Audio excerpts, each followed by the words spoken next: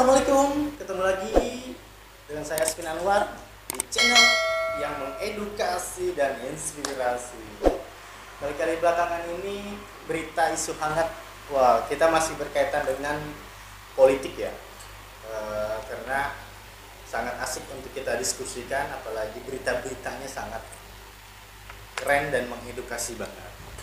Nah, di berbagi cerita ini ada terkait isu.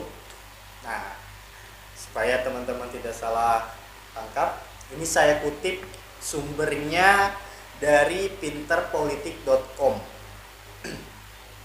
bahwa Tito Karnavian ancam Prabowo. Wow, ada apa? Kita lihat, saya bacakan ya. Nama Menteri Dalam Negeri alias Mendagri Tito Karnavian mungkin jadi salah satu sosok yang diam-diam tapi kelihatan pengaruhnya. Pengalamannya saat masih menjabat sebagai Kapolri memang membantu mantan Kepala Badan Nasional Penanggulan Terorisme atau BNPT ini di jabatan barunya.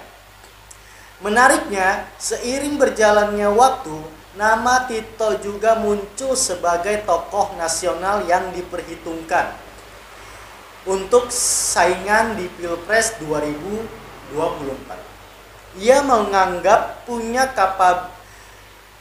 kapabilitas dan elektabilitas yang mendukung untuk bersaing di kontestasi elektoral ini. Hal ini setidaknya terkonfirmasi dalam hasil survei terbaru yang dilakukan Indonesia Political Opinion atau IPO.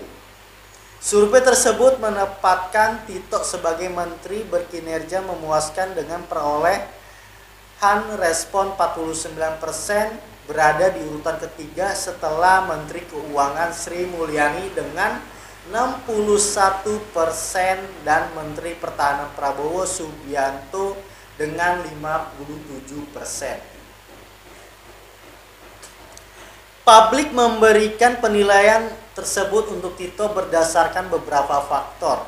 Di antaranya karena kebijakan 36%, ketegasan 24%, integritas 21%, empati 14% dan faktor lain menyumbang 7%.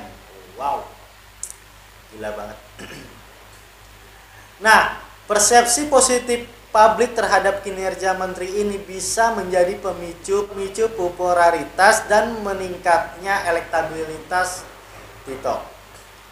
Memang kalau dilihat dari tingkat elektabilitas saat ini, Tito masih cukup tertinggal dibandingkan Pak Prabowo.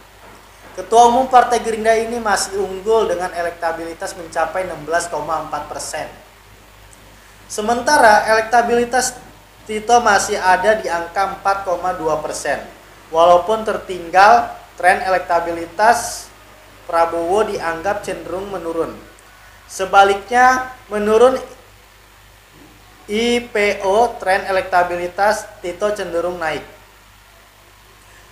Peluang besar ini buat sang jenderal polisi itu, bahkan banyak pihak menyebutkan bahkan jika tren ini terus terjadi, bukan tidak mungkin Tito akan menjadi ancaman bagi Prabowo.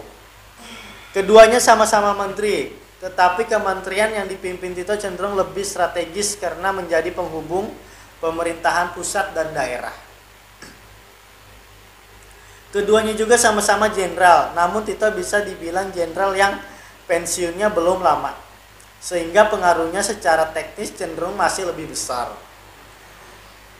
Jangan-jangan Pak Tito malah bisa jadi kuda hitam yang sesungguhnya nih di 2024. Sebelumnya banyak pihak memang menempatkan sosok Gubernur Jawa Tengah Ganjar Pranowo sebagai kuda hitam terdepan.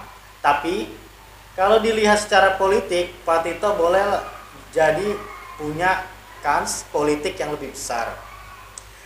Persoalannya tinggal mendapatkan partai politik yang bisa mendukungnya. Kalau yang ini bakal jadi pekerjaan rumah yang berat. Soalnya Pak Prabowo udah punya modal tersebut lewat Partai Gerindra yang dipimpin. Menarik untuk ditunggu dan kelanjutannya kayak gimana. Nah, melihat tadi wacana atau mungkin opini ya, opini Pak Tito maupun Pak Prabowo secara elektabilitas naik turun, Pak Tito, Pak Prabowo makin kejar nih. Nah, tapi ya semuanya juga sih ya, semuanya apapun itu menjadi ancaman lah. Nah, yang jadi permasalahan kan di 2024 ini bisa mendapatkan rekom dari partai. Nah, kita tunggu aja berita selanjutnya. See you next time. Bye bye.